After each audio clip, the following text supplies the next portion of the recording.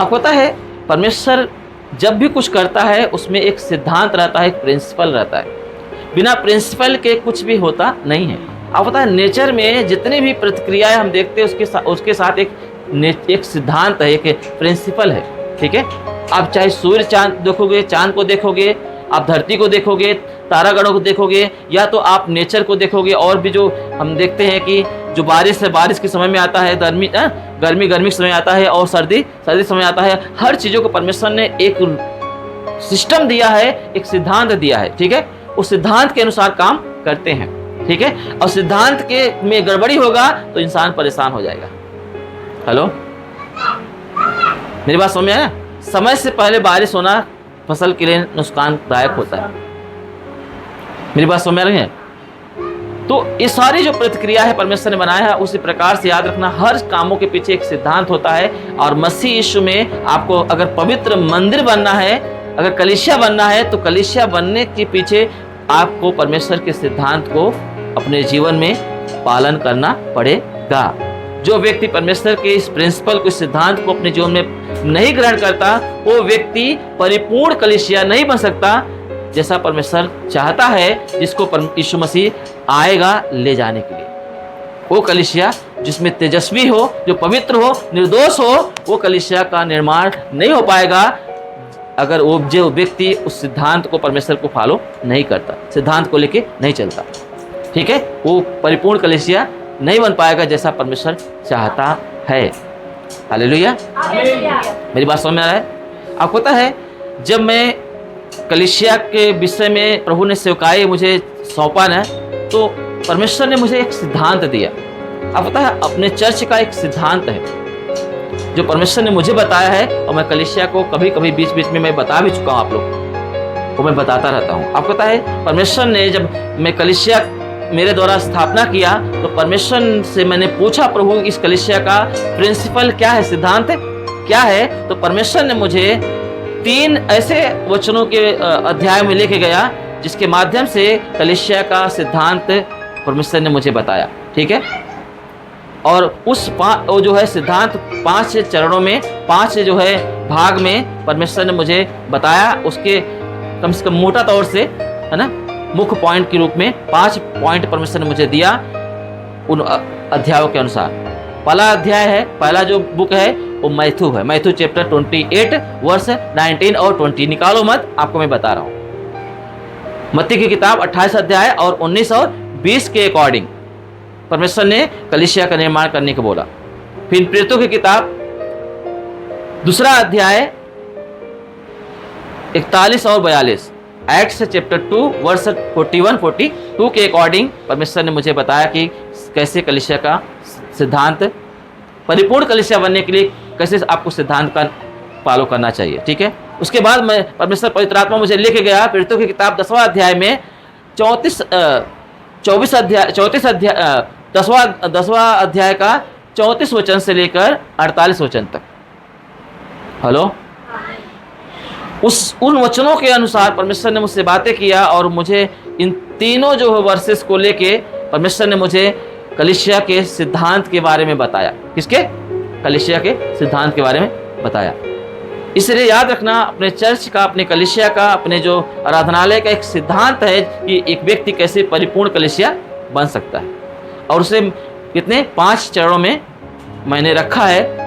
और सबसे पहला जो कदम होता है, जो पॉइंट होता है, वो होता है संपूर्ण जो है सही संपूर्ण सुसमाचार, मतलब एक राइट गॉस्पल, है ना, सही समाचार जो यीशु पर विश्वास करने के लिए जो गॉस्पल बाइबल के अकॉर्डिंग दिया गया है, कि एक व्यक्ति उस गॉस्पल को पाए और वो समझ सके कि परमेश्वर उससे प्रेम करता है और वह एक अपराधी है, एक, है ना, ऐसा व्यक्ति है जो नरक की कौर हो रहा है, वो परमेश्वर से दूर है। आमीन।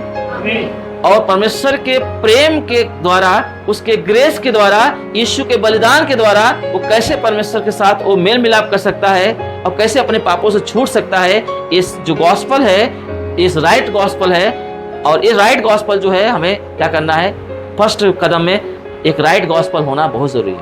इस कलीसिया में जो है एक गॉस्पल है, जिसको बोलते हैं राइट गॉस्पल, और सब जगह नहीं मिलता। बहुत सारे लोग जो है विश्वास करते हैं पर विश्वास की प्रतिक्रिया को पूरा नहीं कर पाते। रीज़न ये है कि मतलब वो रिपेंडेंस नहीं कर पाते। रिपेंडेंस इसलिए नहीं कर पाते, पश्चाताप इसलिए नहीं कर पाते क्योंकि उनको सही गॉस्पल, सही सुसमाचार नहीं मिल पाता। क्योंकि जब राइट गॉस्पल आता है, सही सुसमाचार एक व्यक्ति को मिलता है, तो उसके अंदर मन फिराव के लिए तड़प आती है। उसे पता चलता है कि जैसे पतरस ने प्रेरितों की किताब 2 अध्याय में प्रचार किया और लोगों के हृदय क्या हो गए, छिद गए। लोगों को पता चला कि हम गलत हैं, और उन्होंने क्या किया, इन सारे समस्याओं से, पाप से छुटकारा पाने के लिए क्या करे करके वो प्रेरितों से पूछना शुरू कर दिए कि हमें मन फिराना है, पश्चाताप करना है, इसमें से निकलना है, तो हम क्या करें। राइट गॉस्पल जो होता है हमेशा रिपेंडेंस लाता है। क्या लाता है? पश्चाताप लाता है। जब किसी को सही सुसमाचार दिया जाता है तो वो रिपेंडेंस को लाता है। तो फर्स्ट कदम में एक व्यक्ति को जो यीशु को नहीं जानता, जो पाप के दशा में है, मृत्यु के कगार पे है, जो परमेश्वर से दूर है, उस व्यक्ति को एक सही सुसमाचार मिलना बहुत जरूरी है, ताकि उसके अंदर पश्चाताप उत्पन्न हो। और पश्चाताप हमेशा इंसान को क्या करता है, परमेश्वर के साथ जोड़ने के लिए ग्रेस देता है। क्या करता है? ग्रेस देता है। हालेलुया। क्योंकि जो मन फिराता है, बाइबल में लिखा है, जो अपने पापों को मान लेता है, उसे छोड़ देता है, उस पर अनुग्रह किया जाता है, मतलब दया की जाती है। हालेलुया। मतलब एक व्यक्ति गलती मान रहा है और छोड़ नहीं रहा है, इसका मतलब राइट गॉस्पल उसे नहीं मिला है। हमेशा राइट गॉस्पल जो होता है पश्चाताप को उत्पन्न करता है। इसलिए इस गलीसिया का जो सिद्धांत है, पहला सिद्धांत है, परमेश्वर चाहता कि एक व्यक्ति को एक सही सुसमाचार इस कलीसिया के माध्यम से लोगों को पहुंचे। ठीक है। और सही सुसमाचार पहुंचने के कारण जो है वहां पे 2 पार्ट में लोग डिवाइड होते हैं। एक तो उस बात को समझते हैं, है ना, वो सुसमाचार को ग्रहण करते हैं, और जो ग्रहण करता है वो रिपेंडेंस, उसके अंदर पश्चाताप आता है। परंतु जो व्यक्ति इस बात को ग्रहण नहीं करता, वो अविश्वासी की दशा में रहता है, उसका जो लाइन होती है वहीं से कट जाती है। फिर वो जो विश्वास करने वाला व्यक्ति है, उसकी लाइन शुरू होती है फर्स्ट पॉइंट से। ठीक है। हेलो। और जैसे वो विश्वास करता है, सेकंड पॉइंट में जाता है, जिसका सेकंड पॉइंट का जो नाम है वो कौन सा है पता है? वो है पश्चाताप का। जैसे व्यक्ति सही गॉस्पल पाता है, विश्वास करता है, और उसके अंदर पश्चाताप उत्पन्न होता है, वो रिपेंडेंस करता है। सेकेंड पॉइंट है रिपेंडेंस, पश्चाताप का जीवन है। पश्चाताप का जीवन। पहला पॉइंट क्या है? विश्वास का जीवन। दूसरा क्या है? पश्चाताप का जीवन। जैसे वो व्यक्ति पश्चाताप करता है, मन फिराता है, पश्चाताप करता है, वैसे ही परमेश्वर के बलिदान के द्वारा, उस लहू के द्वारा, उस अनुग्रह के द्वारा उसके पाप को परमेश्वर खत्म कर देता है, मार डालता है, और उसको नया सृष्टि बनाने के लिए फिर सेकंड जो है पार्ट उसके साथ जुड़ जाता है, वो है पानी में डूब के बपतिस्मा लेना। ठीक है। ये सिद्धांत है कलीसिया का। फर्स्ट क्या है? विश्वास, सही गॉस्पल जो विश्वास को लेके आता है। और सेकंड पॉइंट क्या है? विश्वास हमेशा रिपेंडेंस को पैदा करता है। वो सही वो पश्चाताप करता है व्यक्ति। पश्चाताप का पॉइंट होता है जहाँ पे पूर्ण रूप से पश्चाताप करता है और परमेश्वर को अपने आप को समर्पित कर देता है, सरेंडर हो जाता है। ठीक है। मेरी बात समझ में आया? और थर्ड पॉइंट होता है, जैसे सरेंडर करता है अपने आप को, पश्चाताप करता है, परमेश्वर उसके पाप को खत्म कर देता है। यीशु मसीह क्या करता है? अपने लहू से उसे पाप को मार डालता है, मृत्यु के द्वारा खत्म कर देता है। और जिसे खत्म कर देता है, उसके जीवन में एक परछाई के जैसा पाप का एक कहते हैं मरा हुआ बॉडी, पाप की मरी हुई बॉडी के समान उसके जीवन में वो पाप दिखाई देता है। और उसको जो है खत्म करने के लिए पूरी तरीके से परमेश्वर यीशु मसीह ने क्या किया है? बपतिस्मा का प्रतिक्रिया डाल देता है कि एक व्यक्ति क्या करे? पानी में डूब के बपतिस्मा ले, ताकि वो नई सृष्टि बन जाए। हेलो, क्या बन जाए? नई सृष्टि बन जाए। बाइबल में लिखा है, कुरिन्थियों की किताब 2 अध्याय का 5 का 17 में लिखा है कि जो मसीह यीशु में है वो नई सृष्टि है, पुरानी बातें बीत गई, देखो सब कुछ नया हो गया, है ना। कुरिन्थियों की किताब में ये बात बताया गया है कि मसीह यीशु में तुम नई सृष्टि हो, पुरानी बातें बीत गई, देखो सब कुछ नया हो गया। तो वो व्यक्ति नया हो जाता है। फिर चौथा पॉइंट जो होता है, अब उसे जो पवित्र जीवन मिला हुआ है, नया जीवन मिला हुआ है, उसे संभाल के रखने के लिए परमेश्वर हमें शिक्षा देता है। क्या देता है? शिक्षा देता है। सीखना है ताकि जो पवित्र जीवन है उसे संभाल के रख सकें, फिर से हम पाप रूपी जीवन को अपने अंदर ना ले पाए, उससे बच सके करके हमें उस सिद्धांत को जाने कि कैसे अपने आप को पवित्र बनाए रखें। ठीक है, उसके लिए स्टडी होती है, बाइबल स्टडी होती है, शिक्षा आपको सीखना है। ठीक है, और जैसे शिक्षा में लीन हो जाता है इंसान, वो कलीसिया का निर्माण हो जाता है। क्या हो जाता है? वो ऐसी कलीसिया बन जाता है जो परिपूर्ण कलीसिया हो जाती है, और वो शिक्षा पाते पाते वो 5वें कदम में घुस जाता है, जिसको बोलते हैं चर्च। क्या बोलते हैं? चर्च। 5th पॉइंट हो जाता है वो, और वो चर्च बन जाता है, पूर्ण रूप से एक सिद्ध कलीसिया बन जाता है। और वो जो है उस शिक्षा के दौरान क्या करता है, वो 5 सेवकाई को क्या करता है, वो फॉलो आदर करना शुरू कर देता है। और जैसे वो आदर करना शुरू करता है, वो 5 सेवकाई मिल के उसे कलीसिया में तब्दील कर देता है। क्या करता है? कलीसिया में तब्दील कर देता है, और वो सुरक्षित और परिपूर्ण कलीसिया बन जाता है। 5 प्रकार की सेवकाई, आपको पता है 5 प्रकार की सेवकाई है बाइबल में, है कि नहीं? बाइबल में परमेश्वर ने सिद्धांत दिए हैं। कलीसिया को परिपूर्ण कलीसिया बनाने के लिए, ग्रोथ करने के लिए परमेश्वर ने 5 प्रकार की सेवकाई दी थी, और उस सेवकाई से जो इंसान प्रभु यीशु मसीह में बढ़ता है, वही उस फाटक से प्रवेश कर पाएगा जो यीशु रूपी फाटक होता है, जो जीवन का फाटक है, उद्धार का फाटक है। हेलो, जो 10 कुंवारियों के है ना के विषय में बताया गया था कि फाटक बंद कर दिया गया है ना। हेलो, तो वो उसमें उसके लिए बंद नहीं होगा फाटक, उसके लिए खुला रहेगा। जो 5 सेवकाई को आदर करते हुए उसको लेके चलने वाला व्यक्ति मसीह में जब लेके चलता है, तो वो क्या करता है, वो फाटक से प्रवेश कर पाता है, उसके लिए फाटक खुला हुआ रहता है। हालेलुया। और ये जो है हम तंबू के अंदर से ही देखते हैं। आपको पता है, तंबू को परमेश्वर ने जब बनाने के लिए बोला था, तो तंबू के जो चारों तरफ से बंद था, कहीं भी ऐसे स्थान नहीं था कि तंबू के अंदर प्रवेश कर किया जा सके। वो एक ही स्थान था जो फाटक था। ठीक है, और जो फाटक था, जो गेट था, वो जो है 5 पिलरों से बना हुआ था। कितने? 5 पिलरों से बना हुआ था। वो 5 पिलर जो होता है 5 प्रकार की सेवकाई को दर्शाता है। हालेलुया। वो जो 5 पिलर थे तंबू के अंदर, जो गेट पे लगे हुए थे, जिसके द्वारा लोग प्रवेश कर रहे थे, उस गेट से 5 पिलरों से वो बना हुआ था। वो पिलर जो है हम देखते हैं कि इफिसियों की किताब 4 का 11 वचन में वो पिलर 5 सेवकाइयों को दर्शाता है। कितने? 5 सेवकाइयों को। ये प्रॉपर परमेश्वर ने बोला है। आप वचन निकालो, पढ़ सकते हो उसको। इफिसियों की किताब 4 का 11, जल्दी करो। Ephesians chapter 4 verse 11। ज्योति पढ़ो बाबा, रख निकाल।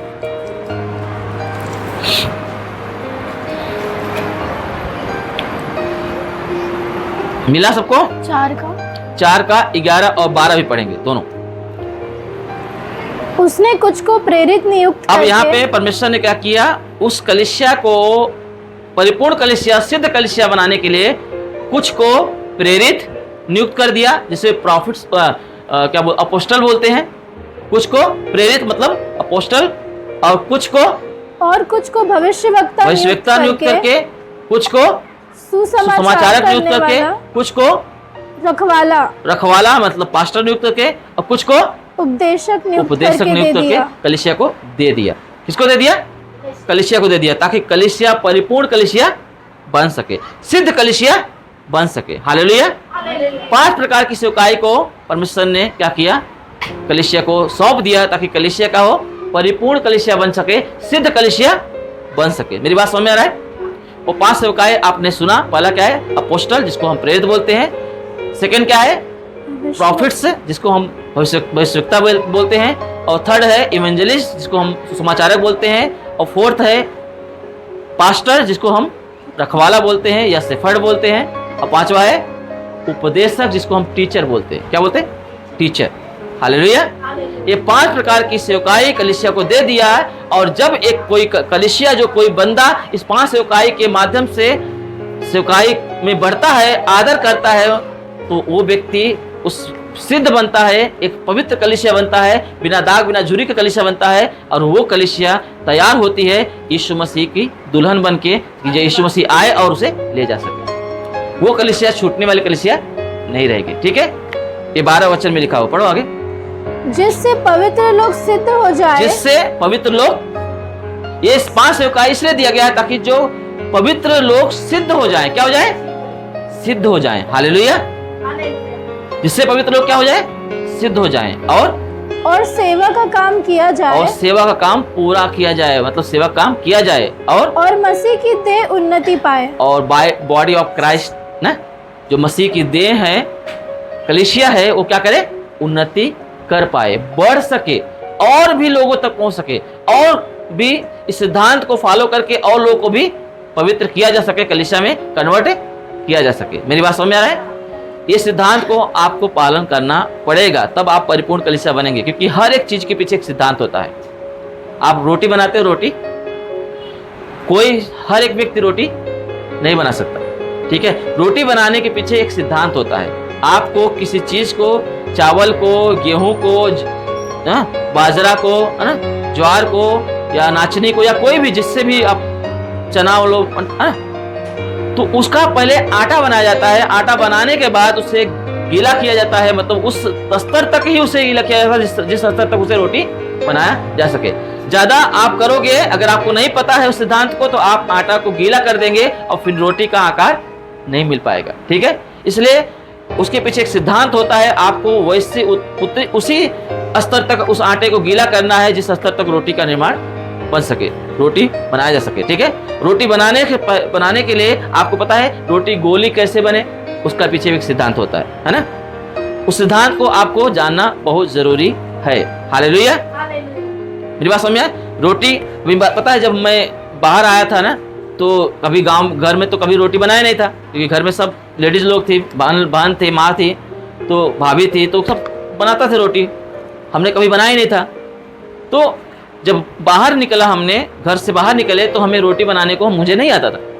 तो मुझे एक व्यक्ति ने बताया, जब मैं बनाता था रोटी गोली होती नहीं थी, घूमती भी नहीं थी। और तो फिर मैंने क्या किया, एक व्यक्ति देख रहा था कि अरे व्यक्ति तो इसको आता नहीं, तो उसने बताया। वो टीचर थे जहाँ पे हम पढ़ाई करने गए थे। वो क्या कि बोले कि आप क्या करो, जब बेलना पकड़ते हो ना, तो रोटी के ऊपर, आटा के ऊपर रखते हो ना, तो उसको क्या करो, एक तरफ उठा हल्का दबाओ, एक तरफ हल्का उठा के रखो, है ना। मतलब वो ज़्यादा फोर्स नहीं रहे, एक तरफ फोर्स करो, एक तरफ कम फोर्स करो। उसके बाद आप उसको घुमाते जाओ, रोटी अपने आप क्या करेगी, गोली भी होगी और बढ़ेगी भी। ठीक है, अब ये सिद्धांत जो है मुझे नहीं पता था, इसलिए मुझसे रोटी सही से नहीं बनती थी। अब रोटी बनाने के बाद जो है, वो उसको रोटी गोल बनाने के बाद, उसके बाद उसको गर्म करना पड़ता है। अगर आपको गर्म करने का सिद्धांत नहीं पता है, तो आप रोटी को जला दोगे, नहीं या तो कच्चा हो जाएगा। मतलब मेरा कहने का मतलब है कि आप कुछ भी काम करते हैं तो उसके पीछे एक सिद्धांत रहता है। वैसे आप कलीसिया सिद्ध और परिपूर्ण कलीसिया बने, परमेश्वर ने कलीसिया के लिए सिद्धांत दिए हैं। जैसे मैंने 5 पॉइंट बताया आपको, और 5 प्रकार की सेवकाई को जब वो कलीसिया फॉलो करती है, उसे लेकर चलती है, तो वो कलीसिया परिपूर्ण कलीसिया, सिद्ध कलीसिया बन जाती है। ठीक है, वो 5 प्रकार की सेवकाई आपको मैंने बताया। ठीक है, क्या है? फर्स्ट क्या है? अपोस्टल, जिसको प्रेरित बोलते हैं। सेकंड क्या है? प्रॉफिट्स, जिसको हम भविष्यवक्ता बोलते हैं। थर्ड क्या है? इवेंजलिस्ट, जिसको हम समाचारक बोलते हैं। और फोर्थ है क्या है? पास्टर, जिसको हम रखवाला या तो चरवाहा, या तो आप उसको शेफर्ड भी बोल सकते हो, है ना। और फिफ्थ है टीचर, उपदेशक।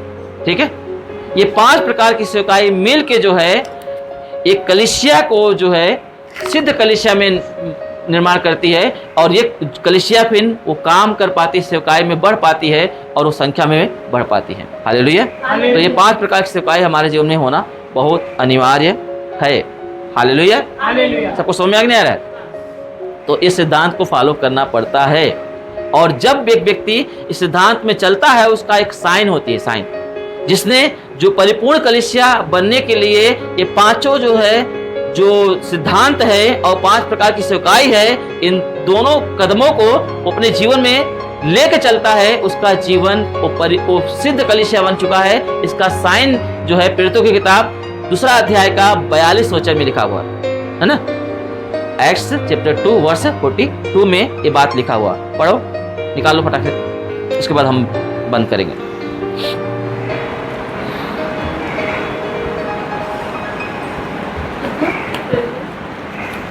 प्रेरितों की किताब 2 अध्याय 42 वचन, एक्ट्स चैप्टर 2 वर्स 42। और वे प्रेरितों से शिक्षा पाने। अब ये जो है ना, ये ऐसे कदम में आ गए, ये सब जो है मन सुसमाचार पाए, है ना, और पतरस के द्वारा सुसमाचार पाए, फिर उन्होंने क्या किया, मन फिराया, बपतिस्मा लिया, है ना। अब वो सीखने के लिए, शिक्षा पाने के लिए क्या किए, अपने आप को समर्पित कर दिए और शिक्षा पाने लगे और वो कलीसिया में शामिल हो गए। 5वें स्थान पे वो शिक्षा के माध्यम से घुस जाते हैं और उसमें जो है 4 कदम कंटिन्यू उनके अंदर बना रहता है, क्योंकि एक व्यक्ति शिक्षा पाने के लिए वो कंटिन्यू शिक्षा पाता रहेगा। अगर आपने बाइबल पूरा पढ़ लिया है ना, फिर भी आपको बाइबल पढ़ना चाहिए। हेलो, क्योंकि परमेश्वर आपको, आप तो सब कुछ जान गए हैं कि गलत क्या है सही क्या है, पर आपको उसे भूले ना, उससे भटक न जाए, आपको उसमें सदैव बनाए रहना है। आमीन। तो इसलिए ये 5 कदम जो है, पहला क्या है, वो प्रेरितों से शिक्षा पाने लगे। मतलब फर्स्ट पॉइंट क्या है, हेलो, जो व्यक्ति परिपूर्ण कलीसिया बन जाता है, 5 प्रकार के सिद्धांत को फॉलो करता है, अपने जीवन में ऐड करता है और 5 प्रकार की सेवकाई को लेकर चलता है, वो एक परिपूर्ण सिद्ध कलीसिया बनता है। अब वो सेवा का काम में आगे बढ़ने के लिए परमेश्वर ने उसके अंदर 4 प्रकार की एक्टिविटी जो है कंटिन्यू डाल दिया है। और वो पहला एक्टिविटी है कि एक व्यक्ति शिक्षा पाने के लिए सदा तैयार रहता है। उसके जीवन में कोई भी काम आने दो, परंतु जब वचन की प्रचार की बात आएगी, वचन सुनने की बात आएगी, सीखने की बात आएगी, शिक्षित होने की बात आएगी, बाइबल स्टडी करने की बात आएगी, तो वो व्यक्ति क्या करेगा, सारी बातों को साइड कर देगा। ठीक है, मेरी बात समझ में आए। और सेकंड क्या है, और संगति रखने। ठीक है, मतलब सेकंड पॉइंट क्या है, वो संगति को महत्व देगा। मतलब कलीसिया के जो लोग हैं उस संगति को क्या करेगा, वैल्यू करेगा, क्योंकि वैल्यू नहीं करेगा तो आगे का स्टेप वो,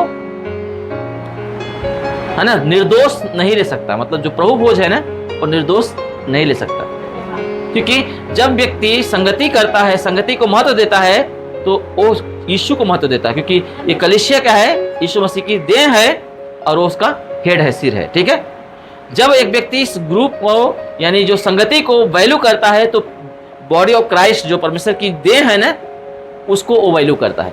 और जब वो उसकी वैल्यू करता है, तो जो विजिबल रूप में है उसकी वैल्यू उसके अंदर जब दिखती है, तो जो इनविजिबल है, जो मेज है, जो प्रभु भोज है, रोटी तोड़ने की जो प्रतिक्रिया है, उसको वो निर्दोष ले सकता है। ठीक है, इसीलिए परमेश्वर ने क्या किया है, ये 4 प्रकार की एक्टिविटी में पहला क्या दिया है, शिक्षा के महत्व दिया है। चौथा क्या दिया है, दूसरा क्या दिया है, संगति के महत्व दिया है। और फिर तीसरा स्थान पर रखा है और रोटी तोड़ने में और प्रार्थना करने में लवलीन थे, है ना। ये 4 कदम जो है, पहला शिक्षा पाने के लिए, दूसरा क्या है, संगति रखने के लिए, तीसरा क्या है, रोटी तोड़ने के लिए गंभीरता, जो गंभीरता मतलब रोटी तोड़ में भाग लेते हैं गंभीरता से, और चौथा क्या है, वो प्रार्थना में सदा लवलीन रहेंगे। मतलब प्रार्थना के प्रति, चारों प्रतिक्रिया के प्रति वो कभी भी दूसरे के साथ समझौता नहीं करेंगे। ठीक है, एक दिन टीना बोल रही थी कि पास्टर जी प्रार्थना करो कि ऐसा मुझे काम मिल जाए कि मुझे ना रुकावट ना आए प्रार्थना में आने की। ठीक है, क्यों पता है, तकलीफ होती है उसको जो प्रभु से प्रेम करते हैं, जो उस प्रतिक्रिया में जाते हैं ना, उसे बर्दाश्त नहीं होता, क्योंकि सबसे ज्यादा ये 4 पॉइंट उसके जीवन में महत्व रहेगा। ठीक है, क्या, शिक्षा, संगति, प्रभु भोज और प्रार्थना। ठीक है ना, समझ में आया, ये बहुत जरूरी है। और तब जाके एक व्यक्ति जो है परिपूर्ण कलीसिया बन के, अब वो कलीसिया का निर्माण करने के लिए वो सेवकाई को प्राप्त कर पाता है और फिर वो काम कर पाता है जो 5 सेवकाइयाँ है उसमें से कोई सेवकाई का दान परमेश्वर उसे देगा और वो वही प्रतिक्रिया को लेके एक व्यक्ति को चेला बनाएगा। अब वो चेला परिपूर्ण रूप से बन चुका है ना, अब वो चेला बनाने के लिए जाएगा। ठीक है, अब फिर वो चेला को जिसको चेला बनाना है वही 5 जो कदम है ना, जो सिद्धांत है, जैसे मैंने आपको बताया है 5 सिद्धांत, वो सिद्धांत को लेके एक व्यक्ति को तैयार करेगा कलीसिया में और वो 5 प्रकार की सेवकाई को महत्व देने के लिए वो व्यक्ति क्या करेगा, सिखाएगा। ठीक है, कि 5 सेवकाई जो है वो जो प्रभु ने दिया है कलीसिया की ग्रोथ के लिए, सिद्धता के लिए, वो उसे आदर करे। आज बहुत सारे लोग नहीं आदर कर पाते है ना, अपनी मनमानी करते कलीसिया में, पास्टर का कोई वैल्यू ही नहीं रहता। ऐसे भी कुछ लोग होते, सुनते ही नहीं है, पर ऐसे वो सिद्ध नहीं बन पाएंगे। सिद्ध बनने का है तो आपको प्रिंसिपल को, सिद्धांत को फॉलो करना पड़ेगा। कुछ भी काम करोगे उसके पीछे सिद्धांत है। वैसे आप परिपूर्ण कलीसिया बनने के लिए, सिद्ध कलीसिया बनने के लिए परमेश्वर ने आपको बाइबल के अकॉर्डिंग आपको सिद्धांत दिए हैं, वचन के अकॉर्डिंग सिद्धांत दिए हैं जो परमेश्वर अपने सेवकों के द्वारा आपके बीच में रखते हैं। आपको उसे क्या करना है, अपने जीवन में लेना है, ताकि आप पवित्र और निर्दोष और तेजस्वी कलीसिया में आप बने रहें, ताकि जब यीशु मसीह आए और आप छूटे न, आपको वो लेके जाए। हालेलुया।